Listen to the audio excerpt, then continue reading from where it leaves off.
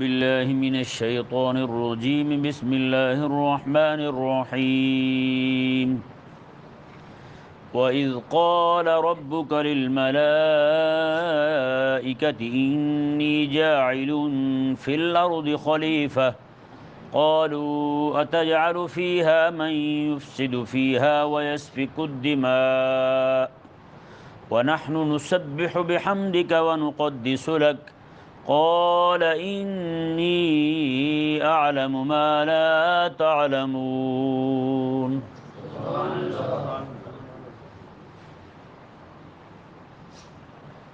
ان آیات مبارکہ میں اللہ تبارک و تعالی نے حضرت سیدنا آدم علیہ السلام کی تخلیق کا ذکر فرمایا۔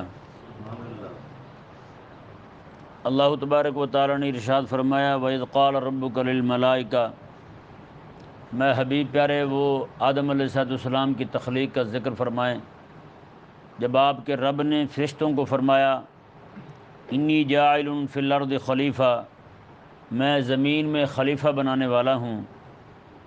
قالوا وتجعل فیہا من یفسد فیہا ویسفک الدماء، تو انہوں نے عرض کی مولا تو اسے خلیفہ بنائے گا جو زمین میں فساد کریں گے اور زمین میں خون بہائیں گے۔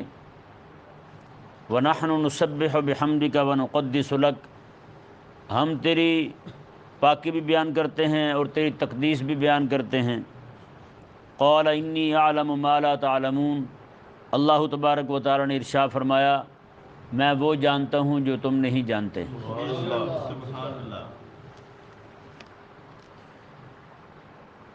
کیونکہ حضرت سیدنا آدم علیہ السلام کی تخلیق سے پہلے اس زمین پر سارے ہی جنات آباد تھے اور وہ بہت زیادہ ادھم مچاتے تھے۔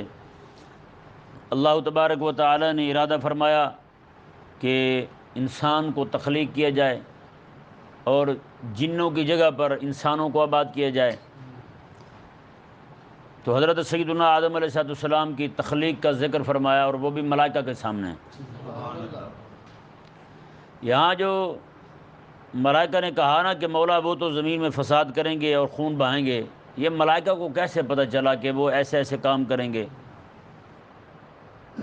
حدیث شریف میں کریم آقا صلی اللہ علیہ وسلم نے ارشاد فرمایا آدم علیہ السلام کا ایک ڈھانچہ بھی تیار ہوا تھا، اندر سے بالکل ڈھانچہ خالی تھا، ہوا اس میں سے گزر رہی تھی، آواز آ رہی تھی، تو شیطان جو ہے وہ دیکھتے ہی سمجھ گیا کہ جو اندر سے خالی ہے نا مسئلہ ضرور کرتا ہے وہ۔ تو شیطان نے یہ سمجھ لیا کہ آگے اس کی اولاد جو ہے نا وہ ایسے ایسے مسائل کھڑا کرے گی، وہ ظاہری بات ہے اندر سے خالی ہو تو کبھی ادھر کو جھک جاتا ہے کبھی ادھر کو جھک جاتا ہے، تو اس لیے شیطان نے اسی سے سمجھ لیا کہ ایسا ایسا معاملہ ہوگا۔ ممکن ہے کہ فرشتوں نے بھی ایسے ہی سمجھا ہو۔ حضرت آدم علیہ السلام کے ڈھانچے کو دیکھ کر ابھی جو جسم پورا تیار نہیں ہوا تھا، ڈھانچہ ہی تیار ہوا تھا، اندر سے بالکل خالی تھا، وہ اس سے انہوں نے سمجھ لیا ہو کہ ایسا ہو سکتا ہے۔ ایک وجہ یہ ہو سکتی ہے، دوسری وجہ جو ہے نا وہ یہ ہو سکتی ہے کہ انہوں نے یہ جو بات کی کہ وہ قتل و غارت کریں گے، انہوں نے تو پہلے کوئی انسان دیکھا ہی نہیں تھا، تو پھر انہوں نے کیسے کہا؟ تو اس کا دوسرا جواب جو ہے نا وہ یہ ہے کہ ممکن ہے کہ اللہ تبارک و تعالی نے جب انہیں فرمایا ہو کہ میں زمین میں آدم علیہ السلام کو خلیفہ بنانے والا ہوں، ان کے آگے بچے ہوں گے، وہ پھر لڑائیاں کریں گے، یہ کریں گے وہ کریں گے، تو اللہ تبارک و تعالی سے کلام، اللہ تعالیٰ کے کلام سے اخذ کر کے انہوں نے کہا ہو کہ ایسا ایسا ہوگا، تو پھر انہوں نے اللہ تبارک و تعالیٰ کی بارگاہ میں عرض کر دی کہ مولا وہ تو قتل و غارت بھی کریں گے، وہ تو فساد بھی کریں گے۔ تیسری بات یہ ہے کہ اللہ تبارک و تعالی نے جب انہیں بتایا کہ آدم علیہ السلام کو پیدا کرنے والا ہوں، ان کی اولاد کو انہیں خلیفہ بنانے والا ہوں زمین پر، وہ میرے نائب بن کے رہیں گے زمین پر، وہ میری خلافت کا قیام کریں گے، تو اللہ تبارک و تعالی نے ساتھ ہی فرمایا کہ ان میں دو صفتیں تم پر مستضاد ہوں گی، جو تم میں صفات رکھی ہیں وہ دو صفتیں تم میں نہیں ہوں گی، وہ ان میں ہوں گی۔ کون کون سی؟ ایک قوت غضبیہ، غصے والی قوت، اور ایک قوت شہویہ، شہوت والی، جی یہ دو کام۔ اسی لیے فرشتوں نے رب تبارک و تعالیٰ کی بارگاہ میں جو کہا نا، کیونکہ شہویہ، قوت شہویہ جو ہے اس سے زنا ہوتا ہے، سارے کام ایسے ہوتے ہیں، تو اس سے زمین میں فساد پھیلتا ہے، تو یفسد فیہا، انہوں نے کہا وہ زمین میں فساد کریں گے، اشارہ ان کا اسی بات کی طرف تھا، جہاں قوت شہویہ ہو، شہوت والی قوت ہو، وہاں یہ کام تو ہوتا ہے، فساد تو پھیلتا ہے۔ آج بھی آپ کو پتہ ہے کتنے فساد اسی پہ ہیں، یہ شہوت کی وجہ سے، عورت کی وجہ سے، اور کتنے کاروبار ہیں وہ بھی سارے اسی سے منسلک کیے ہوئے ہیں لوگ، حالانکہ بے حیائی پر مبنی ہیں۔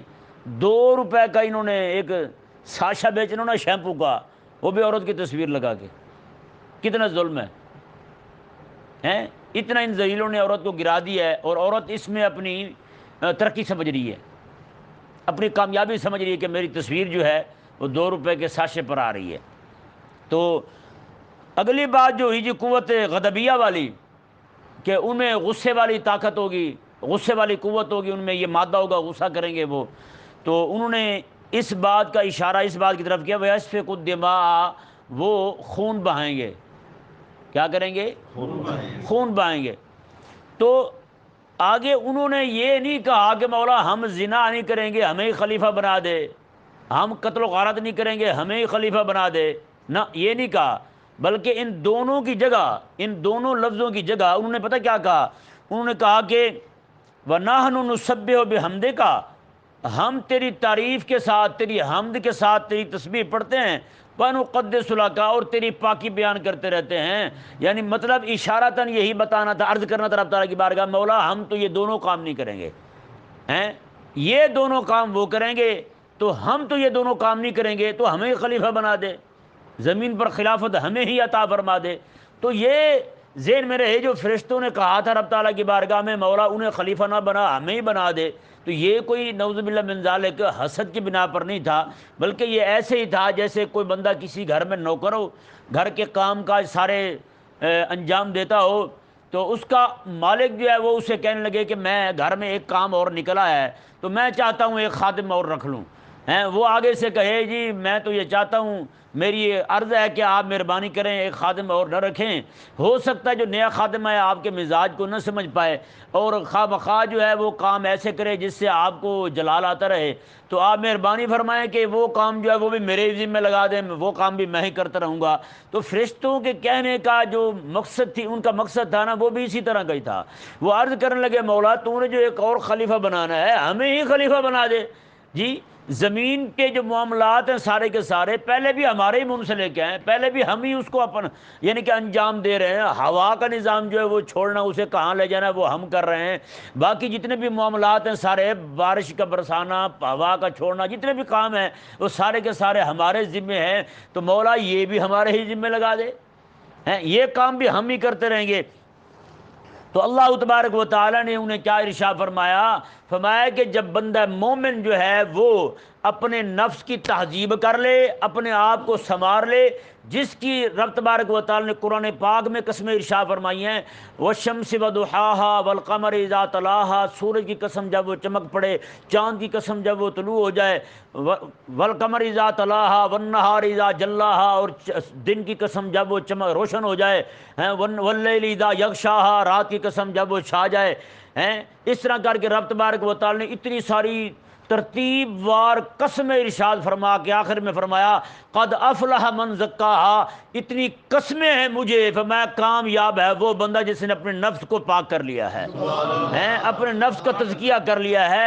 رب تبارک و تعالی نے فرمایا کہ جب یہ نفس کا تزکیہ نہ کرے تو ابو جہل بنے گا، نفس کا تزکیہ نہ کرے تو ابو لہب پلیت بنے گا، نفس کا تزکیہ نہ کرے تو فرعون، شداد، قارون، حامان بنے گا، نفس کا تزکیہ نہ کرے تو دنیا کا پلید بندہ بنے گا، نفس کا تزکیہ کر لے تو میرے حبیب کا یار ابو بکر اور عمر بن جائے گا، نفس کا تزکیہ کر لے تو عثمان و علی بن جائے گا، نفس کا تزکیہ کر لے تو پھر سعد و سعید، عبد الرحمن بن عوف بن جائیں گے، نفس کا تزکیہ کر لیں تو پھر یہ باجی بسطامی اور عبد القادر جیلانی بن جائیں گے، نفس کا تزکیہ کر لیں تو معین الدین اجمیری اور علی حجویری بن جائیں گے۔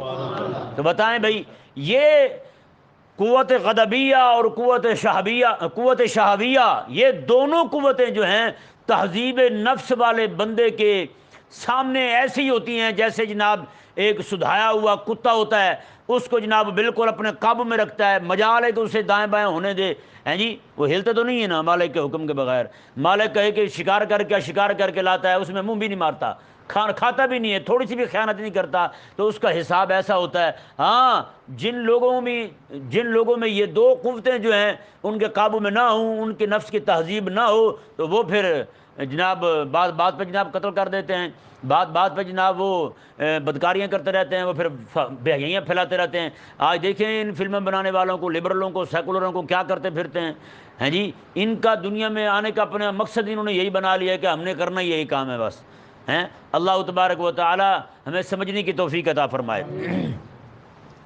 اللہ تبارک و تعالی نے ارشاد فرمایا وَعَلَّمَ آدَمَ الْأَسْمَاءَ كُلَّهَا ثُمَّ عَرَضَهُمْ عَلَى الْمَلَائِكَةِ فَقَالَ أَنبِئُونِي بِأَسْمَاءِ هَؤُلَاءِ إِن كُنتُمْ صَادِقِينَ۔ اللہ تعالیٰ نے آدم علیہ السلام کو ساری چیزوں کے اسماء کے علم عطا فرمائے۔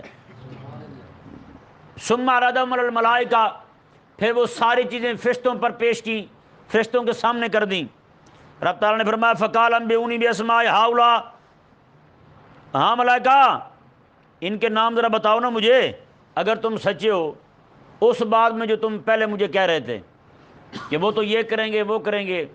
جی یہاں یہ ذہن میں رہے، صرف ان چیزوں کے نام نہیں تھے وہاں، بلکہ جتنی چیزیں اللہ تبارک و تعالی نے دنیا میں پیدا فرمانی تھی وہ سب چیزیں، زمین، آسمان، درخت، ہر طرح کی چیزیں جو ہیں ان سب چیزوں کے اللہ تبارک و تعالی نے اسماء، ان کے خواص، ان کے ثمرات، ان کے منافع، اور کس کس بوٹی میں کس کس مرض کا علاج ہے، ایک ایک چیز رب تبارک و تعالی نے آدم علیہ السلام کو سکھا دی۔ سبحان اللہ۔ ایک ایک چیز رب تعالی نے آدم علیہ السلام کو سکھا دی۔ جی سکھانے کے بعد رب تعالی نے ارشاد فرمایا ملائکہ کو، ملائکہ آپ بتاؤ یہ کیا ہے، ہیں یہ چیزیں کیا ہیں، اب ان کے خواص بیان کریں۔ یہاں پہ یہ سوال اٹھتا ہے کہ استاد جو ہے وہ دو شاگردوں کو پڑھائے ہیں جی، ایک کو مکمل تعلیم دے اور دوسرے کو مکمل نہ پڑھائے، یا تھوڑا پڑھائے بھی نہ کچھ بھی نہ پڑھائے، دونوں کو امتحان گاہ میں بٹھا دے اور کہے جی آپ امتحان دیں، بات تو درست نہیں ہے کہ درست ہے؟ تو پھر اس سے کیا ثابت ہوتا ہے کہ اللہ تبارک و تعالی نے آدم علیہ السلام کو سکھا دیا، فرشتوں کو نہیں سکھایا ہیں، اور فرمایا کہ ہاں بھی فرشتوں بتاؤ کیا ہے یہ۔ جب انہیں سکھایا ہی نہیں تو ان سے پوچھنا کیا معنی رکھتا ہے بھائی؟ یہ ایک سوال ہے، اس کا جواب کیا ہے؟ ایسی بات بالکل نہیں ہے کہ رب تبارک و تعالی نے صرف آدم علیہ السلام کو علیحدگی میں سکھایا اور فرشتوں کو سکھانے میں شریک نہیں کیا، نہ ایسی بات نہیں ہے۔ بلکہ رب تبارک و تعالی نے جب آدم علیہ السلام کو سکھایا تو فرشتے بھی سامنے ہی تھے، سب کے سامنے رب تبارک و تعالی نے اس کی تقریر فرمائی، ایک ایک چیز کا بیان فرمایا رب تبارک و تعالی نے۔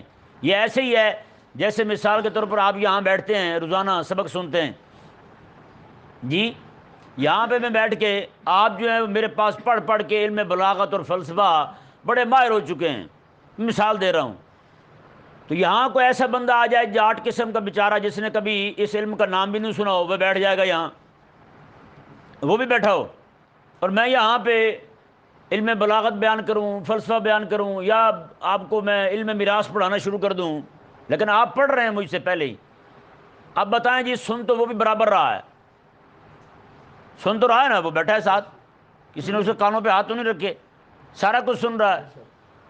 لیکن جب سارا کچھ پڑھانے کے بعد میں کہوں گا جی سنائیں، تو آپ میں سے کوئی بھی بندہ کھڑا ہو کے سنا دے گا، لیکن اسے کچھ بھی پلے نہیں پڑا ہوگا، کیوں؟ اس کی استعداد نہیں ہے، اس کے اندر وہ استعداد نہیں ہے، استعداد اسی میں ہے جو پہلے سے پڑھتا آ رہا ہے، اس علم کی مبادیات کو وہ جانتا ہے، اس کی ابتدائی چیزوں کو وہ جانتا ہے، وہی بندہ اس سبق کو سمجھ سکتا ہے، لیکن وہ نہیں۔ کہ نہیں سمجھ آیا مسئلہ؟ وہ کیوں نہیں سمجھ سکتا؟ اس میں استعداد نہیں۔ یہ کیوں سمجھ رہے ہیں؟ ان میں استعداد ہے۔ تو رب تبارک و تعالی نے خلافت کے جتنے بھی مسائل ہیں ان سب کے علم کی، اس خلافت کو انجام دینے کی استعداد رکھی ہی صرف آدم علیہ السلام میں تھی۔ سبحان اللہ۔ وہ صرف آدم علیہ السلام میں استعداد تھی۔ اچھا جی، یہاں پہ ایک بات اور بھی ہے، جیسے مثال کے طور پر میں سبق آپ کو سنا دوں، وہ جو جاٹ بندہ بیٹھا ہوگا، آپ میں سے کوئی بھی بندہ کھڑا ہو کے سنانے لگے سبق سارے کا سارا فر بولے جا رہا ہو، اسے یہ تو سمجھ آئے گی، یہ تو سمجھ نہیں آئے گی اسے کہ پڑھ کیا رہا ہے، لیکن وہ یہ تو سمجھ جائے گا نا کہ صحیح سنا رہا ہے، یہ تو سمجھ جائے گا نا کہ صحیح سنا رہا ہے، کیونکہ اس کا استاد خاموش ہے، اس کا استاد جو اس کی خاموشی اس کی تصدیق کر رہی ہے کہ وہ صحیح سنا رہا ہے جی۔ اسی طرح کر کے فرشتوں کو ان چیزوں کے علم نہیں تھے، ان کے خواص کے علم نہیں تھے، لیکن حضرت آدم علیہ السلام نے جب اسے بیان کرنا شروع کیا، آپ نے ساری چیزیں آپ کھول کھول کے بیان کر رہے ہیں، ان کے خواص بیان کر رہے ہیں، ان چیزوں کے اسماء بیان کر رہے ہیں، ان کے ثمرات بیان کر رہے ہیں، ان چیزوں کا مال بیان کر رہے ہیں، ان کا انجام بیان کر رہے ہیں، اس کے فوائد بیان کر رہے ہیں، سارے کو بیان کر رہے ہیں، فرشتے سارے سن رہے ہیں۔ یہ سن کے ہی فرشتوں میں یہ عاجزی پیدا ہوئی، عاجزی پہلے بھی تھی، لیکن انہوں نے یہاں پہ آ کے سر جھکا دیا، کہنے لگے، رب تبارک و تعالی نے فرمایا ہاں میں فرشتوں بتاؤ، پھر فرشتوں نے پتہ کیا کہا، کہنے لگے قالو، سارے اکٹھے ہی بولے سبحانک لا علم لنا الا ما علمتنا، مولا تو پاک ہے، ہمیں تو کوئی علم نہیں ہے، بس اتنا ہی علم ہے جتنا تو نے ہمیں استعداد عطا فرمائی ہے، ہمیں اتنا ہی علم ہے جتنا تو نے ہمیں عطا فرمایا ہے، بس۔ آگے پتہ کیا کہا، انک انت العلیم الحکیم، بے شک تو علم والا بھی ہے، حکمت والا بھی ہے۔ یہ دیکھیں علم سے آگے حکمت کا باب کھلتا ہے، علم والے میں ہوتے ہیں، حکمت والے کم نظر آئیں گے، یہاں حکمت بھی ہو کہ نہیں سمجھ آیا مسئلہ؟ اس لیے رب تبارک و تعالیٰ سے فقط علم نہ مانگیں، حکمت بھی ساتھ مانگیں۔ اور کریم آقا علیہ السلام کسی بھی بات کو دہراتے تھے نا، بیان فرماتے تھے، 3 بار فرماتے تھے، میں ایک بار سے علم تو آ جاتا ہے، حکمت بار بار پڑھنے سے آتی ہے۔ اور یہی وجہ کہ سورہ فاتح شریف کو ہر نماز میں رکھا، بلکہ ہر رکعت میں رکھا، تاکہ ان میں حکمت پیدا ہو۔ ہم نے غور ہی نہیں کیا تو حکمت کہاں نہیں تھی، علم نہیں آیا ہمیں تو بھائی الحمدللہ رب العالمین پڑھ کے مغضوب علیہم ولا الضالین آمین بس چھٹی جی۔ تو بھائی علم کے ساتھ حکمت کا بھی تقاضا کرنا ہے، حکمت کا بھی ہم نے رب تبارک و تعالیٰ کی بارگاہ میں اس کی بھی التجا کرنی ہے، مولا ہمیں حکمت بھی عطا فرما۔ کہ نہیں سمجھ آیا مسئلہ؟ جو بندہ ٹیک لگا کے بیٹھے وہاں علم نہیں آتا، حکمت کیسے آئے گی بھائی؟ نہیں، بید بھی ہے علم کی، جو بندہ بیٹھ سکتا ہو پھر ٹیک لگائے نا، وہ علم کا بے ادب ہے بندہ۔ رب تبارک و تعالیٰ نے ارشاد فرمایا، اب یہاں پہ دیکھیں جی فرشتوں نے کیا کہا تھا، مولا ہم تسبیح پڑھنے والے ہیں۔ ہم کون ہیں؟ ہم تیری تسبیح پڑھتے ہیں، تیری تقدیس بیان کرتے ہیں، اللہ اللہ کرتے ہیں، تیری نمازیں پڑھتے ہیں، ذکر و فکر میں مشغول رہتے ہیں، تو مہربانی کر ہمیں ہی بنا۔ رب تعالیٰ نے کیا فرمایا؟ فرمایا کہ یہاں پر فضیلت جو ہے وہ علم کو دی جائے گی۔ کسے دی جائے گی؟ علم کو دی جائے گی۔ یہ بات ہم بڑے عرصے سے بیان کر رہے ہیں، لوگوں کو سمجھ نہیں آتی۔ ہم کہتے ہیں خدا کے بندو یہ ذکر و عبادت کرنا بھی اچھی بات ہے، لیکن رب کے ہاں جس چیز کی بڑی فضیلت ہے نا وہ علم ہے۔ ہیں یہاں پہ بیان ہو رہا ہو، کئی بندے تسبیح پھیر رہے ہوتے ہیں، چل چل بھئی تمہیں پتہ ہے اس کا نفع ہوگا۔ ایک بندہ مجھے خود کہنے لگا جی میں آپ کا درس اس لیے نہیں سنتا، میں نے تسبیح پھیرنی ہوتی ہے۔ یہ خدا کے بندے تمہیں کون سمجھائے یار؟ ہیں یہاں جو سنے گا تمہیں حلال حرام کے مسائل نظر آئیں گے، یہاں تجھے روشنی ملے گی۔ اس لیے بزرگ فرماتے ہیں جب بندہ شیخ کے پاس عالم کے پاس بیٹھا نا وہاں تسبیح نہ پڑھے۔ ہاں یہ مسئلہ ہے، عالم کے پاس بندہ بیٹھو تسبیح نہ پھیرے وہاں، کیوں ہو سکتا ہے کہ وہ اسے کوئی شرعی مسئلہ بیان کرنے لگے، آگے اسے دیکھ کے چوپی ہو جائے، اس کا تو نقصان ہو گیا نا پھر۔ تو یہاں قرآن پاک کا بیان ہو رہا ہے بھائی، حدیث شریف کا بیان ہو رہا ہے، علم و حکمت بیان ہو رہا ہے، لیکن وہ نفل پڑھ رہا ہے۔ اب اس بیچارے کو کیا پتا فضیلت کس چیز کی ہے؟ یہاں پہ فرشتوں نے کہا نہیں تھا نحن نسبح بحمدک ونقدس لک، مولا ہم تیری تسبیح پڑھ رہے ہیں، تیری تقدیس بیان کرتے ہیں، نماز پڑھتے ہیں، اللہ اللہ کرتے رہتے ہیں، سارے ذکر و اذکار کرتے ہیں، ہمیں خلیفہ بنا دے۔ رب تبارک و تعالی نے فرمایا فضیلت کسے ہے؟ علم کو ہے۔ ایک بندہ جو ایسے قرآن پاک پڑھے جا رہا ہے، ایک بندہ ہے وہ شرعی مسائل والی دین متین کے بیان والی کتاب پڑھ رہا ہے۔ ان دونوں میں نفع کون کما رہا ہے؟ جو وہ شرعی مسائل سیکھ رہا ہے بندہ، دین متین کے احکامات سیکھ رہا ہے بندہ، کیونکہ یہ تو بندہ پڑھے گا ثواب ضرور ہے اس میں بھائی، لیکن جو سمجھ آئے گا اسے حرام حلال کی مسائل جو ہیں اس شرعی راہیں اس کے لیے کھلیں گی، کتنے حرام سے بچے گا، کتنے حلال وہ اپنائے گا، کتنے فرائض رب تبارک و تعالیٰ کے اپنائے گا، بتائیں نفع میں کون رہا؟ اس لیے جہاں جو بھی اعتکاف بیٹھتے میری کوشش ہوتی ہے انہیں کتابوں پہ لگایا جائے، لیکن وہ مجھ سے چونکہ زیادہ دانا ہیں، عمر بھی بڑی، تجربہ بھی بڑا، وہ کہتے ہیں مولوی صاحب آپ کو کیا پتہ ہیں، ہم بڑے دنا لوگ ہیں، آپ نہ کیا کریں ایسی باتیں ہمیں۔ اچھا میرے سامنے پڑھنا شروع بھی کر دیں گے، بعد میں پھر وہ تسبیح بھی کیا ہے بھائی، بھئی ہم تو تمہارا بھلا چاہ رہے ہیں یار، ہم تو تمہارے خیر مانگتے ہیں یار، مولوی ہی واحد ایسا ہے جو ہر وقت جب بھی دعا کرے رب سے تو انہی کی خیر کے لیے دعا مانگتا ہے، رات دن بولے بھی تو ان کی بھلائی کے لیے ہے یہ نہیں۔ میں حقیقت کہتا ہوں، سگا باپ کی آپ کا وفادار نہیں ہے جتنی وفاداری رب تبارک و تعالیٰ نے ہمارے دل میں آپ کے لیے رکھی ہوئی ہے، میں سچی کہہ رہا ہوں۔ آپ کا ابا جو ہے نا وہ بھی آپ کی دنیا بنانے کے چکر میں ہے، اور ہمیں فکر ہے تو آپ کا ایمان بچانے کی فکر ہے، واللہ کہہ رہا ہوں، قرآن میرے سامنے، رات دن جو بول رہا ہوں آپ ان سے پوچھیں مجھے کوئی اضافی تنخواہ دیتے ہیں اس کی، اور آج تک میں نے کبھی مطالبہ کیا ہے؟ میں نے بڑے سارے مولوی دیکھے ہیں، مولوی ایک میرا دوست تھا، وہ کلاس میں پڑھتا تھا میرے، وہ مجھے خود کہنے لگا جی میں 11ویں میں بیان کرتا ہوں اس کے پیسے الگ لیتا ہوں ان سے، بتائیں 11ویں میں بیان کرتا ہوں اس کے پیسے الگ لیتا ہوں۔ میں نے انہیں کہا ہے اس کے پیسے الگ ہوں گے، معراج پہ بیان کروانا ہے تو اس کے پیسے الگ ہوں گے، لیکن یہاں ہم رات دن بیٹھے ہوئے ہیں، اسی لیے بیٹھے ہوئے ہیں، صرف کس لیے یار حضور کی امت کا ایمان بچ جائے بس۔ سبحان اللہ۔ اگر پھر بھی کوئی دنا ہے یا تو پھر ہمیں سکھا دے یا پھر ہم سے سیکھ لے، ہے یا نہیں ایسا؟ ہاں اچھا، باہر بھی ایسے لوگ احمق ہوتے ہیں، کو بچہ اعتکاف بیٹھ گیا پوچھیں گے ہاں بھی کتنے قرآن ختم کیے، تجھے خضر علیہ السلام نظر آئے پھر نہیں آئے؟ بھئی یہ کہاں لکھا ہے، بڑے پاگل ہو تم بھی، ہاں تو اتنے عرصے سے ڈڈو بنا ہوا ہے، تجھے کیا نظر آیا آج تک؟ بھئی اس بچے کے گلے پڑ گیا تو خضر علیہ السلام نظر آئے تجھے نہیں آئے؟ اس نے کہا جی نہیں نظر آئے، تیرے تو پھر اعتکاف ہی کیا نا، پھر بچے تیرے تو اعتکاف ہی نہیں ہوا، تجھے حضرت خضر علیہ السلام بھی نظر نہیں آئے۔ اچھا انہیں نام ہی نہیں آتا حضرت خضر علیہ السلام کا، پتہ نہیں اوٹ پٹ پتہ کیا کہہ رہے ہوتے ہیں، خدا ہدایت دے انہیں۔ یہ لوگ سمجھتے یہی ہیں کہ بس یہ چیزیں بندے کو آ جائیں، بھئی نہیں، ایک کشف کا آ جانا، کرامت کا مل جانا یہ کوئی بڑی بات نہیں ہے، بڑی بات یہ ہے کہ بندہ جو بھی قدم اٹھائے اسے پتہ ہو یہ کام کرنا میرے لیے حلال ہے یا حرام ہے، بڑی بات یہ ہے۔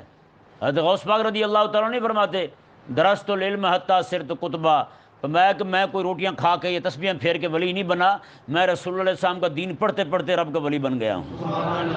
ہاں میں درست علم حتی صرت کتبہ، میں کتب بنا ہی میں علم پڑھ پڑھ کے ہوں۔ بتائیں بھائی، یہ علم کا ولایت کے حصول کا بڑا آسان طریقہ ہے، بندہ علم پڑھنے لگ جائے بس۔ اللہ تعالیٰ نے بڑا فضل کیا آپ پر کہ آپ بیٹھے ہیں یہاں جی، تو اس لیے جو بھی بندہ آپ کے سامنے بیٹھ کے تسبیح پھیر رہا نا اسے بھی سمجھانا چاہیے بھائی آپ جو کچھ سیکھ رہے ہیں یہ اس سے بھی بڑا ہے جو کچھ آپ یہ پھوں کر رہے ہیں۔ اچھا اور پڑھتے بھی ایسا ہیں کہ نعوذ باللہ من ذالک کوئی نفع ہی نہ، نقصان اوپر سے نقصان ہوتا ہے۔ کیا ایک بندہ میرے سامنے مولوی تھے تسبیح پڑھا تھا، کہتے میں نے کہا یہ کیا پڑھ رہے ہو؟ کہتے سبحان اللہ سبحان اللہ۔ میں نے کہا اب مجھے سمجھ آئی، پہلے تو پشکو پشکو آ رہا تھا، یہ کیا ہے بھائی، کیا پڑھ رہے ہو آپ یار؟ بہت سارے لوگ قرآن پڑھنے والے، حدیث حضور کی، بہت سارے قرآن پڑھنے والے ایسے ہیں الٹا قرآن ان پر لعنت کرتا ہے، وہ یہی تو پڑھتے ہیں۔ کس نے تمہیں کہا 33 بار سبحان اللہ پڑھ مر ہیں؟ وہ 3 بار پڑھ لے، سبحان اللہ اس طرح کر کے پڑھ، وہ 3 بار ہی پڑھ لے، یہ پشکو پشکو جو کر رہا ہے کیا نفع ہوگا تجھے اس کا؟ عجیب احمق لوگ ہیں، مجھے 33 بار پڑھنا ہے جی، کام نہ ہو جائے جی۔ یہیں پہ ایک مولوی ہم نے رکھا، اتنا الٹا پڑھتا تھا قرآن پاک، میں نے اسے کہا، میں نے کہا تیری مہربانی یار سوا پارہ نہ پڑھا کر، روز کا پاؤ پڑھ دیا کر۔ کہتا پھر پورا نہیں ہوگا۔ میں نے کہا کوئی نہیں، خیر ہے نہ پورا ہو، تھوڑا پڑھا جائے، صحیح تو پڑھا جائے۔ کہنے لگا پھر پورا نہیں پڑھیں گے تو گناہ ہوگا۔ میں نے کہا الٹا پڑھیں گے کون سا تجھ پہ ثواب ہوگا بھائی، ہیں الٹا پڑھے گا کون سا ثواب ہوگا تجھے؟ آج کتنی مساجد ہے جہاں پہ پورا قرآن پڑھیں چاہے الٹا ہی کیوں نہ پڑھ دیں، پڑھیں پورا جی بس۔ عجیب معیار بنا ہوا لوگوں کا، پاگلوں کا۔ بھائی خدا کے لیے زیادہ تیز پڑھیں گے، الفاظ الٹے سیدھے پڑھیں گے تو حرام کے زمرے میں چلے جائیں گے۔ ممکن ہے آپ الفاظ الٹے سیدھے کر دیں تو کافر بھی ہو جائیں، آپ کفر بھی کر بیٹھے ہیں آپ۔ اگر حلال سمجھ کے پڑھ رہے ہیں، الٹا سیدھا پڑھ رہے ہیں تو بندہ مومن کہاں رہے گا بھائی؟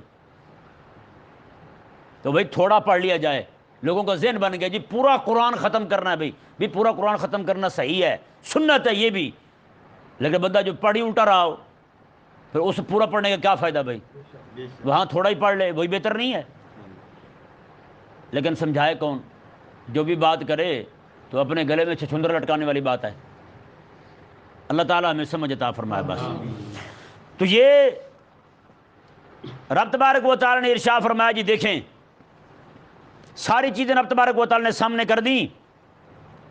اللہ تعالیٰ نے فرمایا کہ اب جب فرشتوں نے کیا دیا نا اپنی عزت کا اظہار کیا، مولا ہمیں تو کوئی پتہ نہیں، بس اتنا ہی پتہ ہے جتنا تو نے سکھایا ہمیں، جتنی تو نے استعداد رکھی ہے۔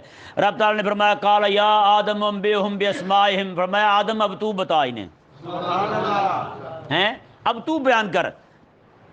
فلما انباہم باسمائہم، حضرت آدم علیہ السلام نے ایک ایک چیز کے فوائد، ان کے نام، ان کے خواص، ان کے فوائد، ان کے ثمرات، ان سے حاصل ہونے والے منافع بیان کرنے شروع کر دی۔ حضرت آدم علیہ السلام نے جب بیان کیے نا تو رب تبارک و تعالی نے فوراً فرمایا وہ قال علم اقل لکم انی اعلم غیب السماوات والارض، او فرشتو ہاں بھائی بتاؤ اب، کیا میں نے کہا نہیں تھا او میں زمین و آسمانوں کے غیبوں کو جاننے والا ہوں، ہیں میں جاننے والا ہوں ان چیزوں کو۔ وَأَعْلَمُ مَا تُبْدُونَ وَمَا كُنْتُمْ تَكْتُمُونَ، اور میں ہر وہ چیز جانتا ہوں جو تم ظاہر کرتے ہو، جو تم جو چھپاتے ہو، تم ہر چیز کو میں جاننے والا ہوں۔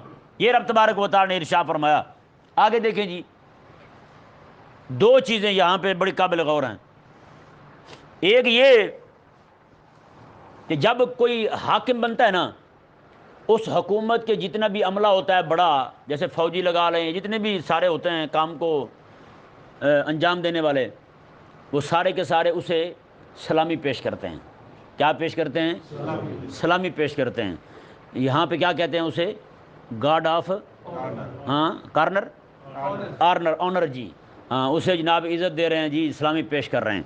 تو یہاں حضرت آدم علیہ السلام کا علم بیان کرنے کے بعد آپ کا خلیفہ ہونا پکا ہو گیا۔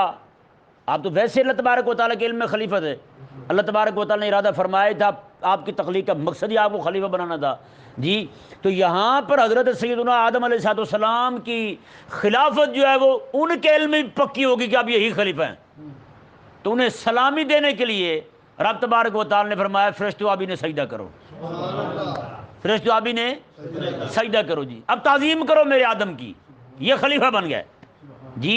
ایک دوسرا یہ کہ حضرت آدم علیہ السلام جو ہیں، آپ نے جب اپنا علم ظاہر فرمایا نا جی، آپ کو علمی برتری آ گئی کہ سارے فرشتوں پر، اور علم کی وجہ سے آپ فرشتوں کے بھی استاد ٹھہرے ہیں۔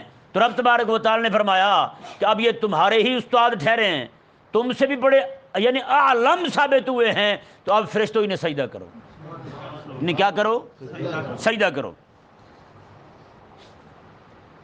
دیکھیں جی، رب تبارک و تعالی نے فرمایا وَإِذْ قُلْنَا لِلْمَلَائِكَةِ اسْجُدُوا لِآدَمَ، میں جب ہم نے ملائکہ کو کہا کہ آدم کو سجدہ کرو تو فَسَجَدُوا إِلَّا إِبْلِيسَ، تو سب نے سجدہ کیا سوائے شیطان کے۔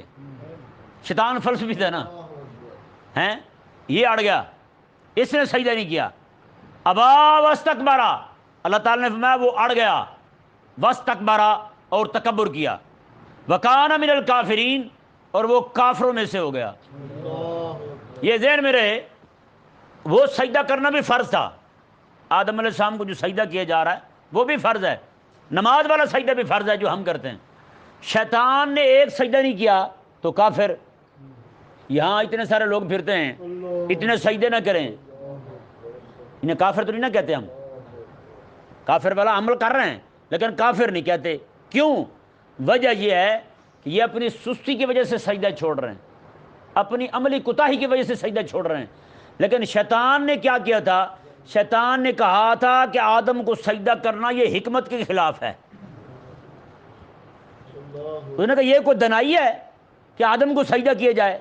رب نے جب فرمایا تو سجدہ کیوں نہیں کرتا؟ آگے سے پتہ کیا کہا تھا؟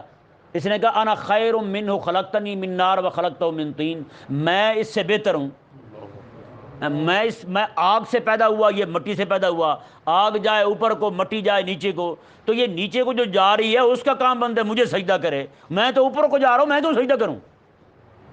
اس نے نعوذ باللہ رب کے حکم کو خلاف حکمت سمجھا ہیں۔ آج کتنے پاگل ہیں جو پوچھتے ہیں جی رب کا یہ حکم جو ہے اس میں حکمت کیا ہے؟ اگر وہ حکمت ان کے پلے پڑ جائے، عقل میں آ جائے، کھوپڑی میں پہنچ جائے تو پھر کہتے ہیں ہاں یہ ٹھیک ہے۔ اگر وہ حکمت ان کے سمجھ نہ آئے تو پھر انہیں رب کا حکم بھی اچھا نہیں لگتا۔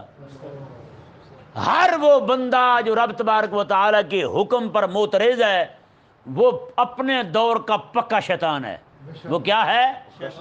پکا شیطان ہے، ہاں خالص شیطان ہے، اس کے شیطان ہونے میں کوئی شک نہیں ہے۔ جو بندہ رب تبارک و تعالیٰ کے کسی حکم کو خلاف حکمت سمجھتا ہے، ہاں وہ مومن بندہ جو سستی کی وجہ سے نماز نہیں پڑھ پا رہا وہ گناہ گار ضرور ہے لیکن کافر نہیں۔